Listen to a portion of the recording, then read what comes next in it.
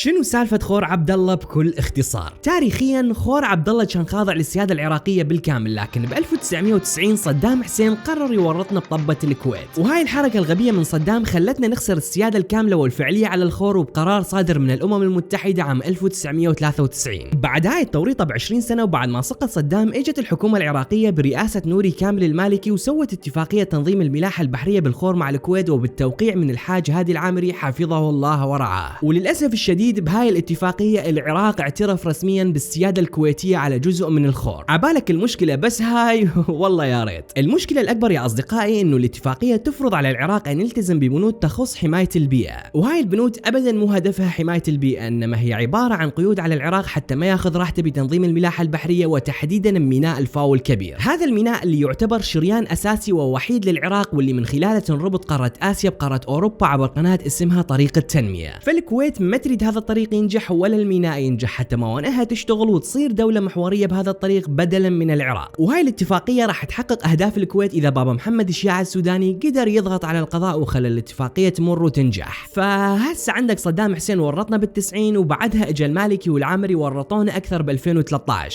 وحتى تكمل التوريطة ونبلع احنا وأحفادنا السوداني جاي يسوي كل شيء حتى تنجح الاتفاقية ويحصل الولاية الثانية.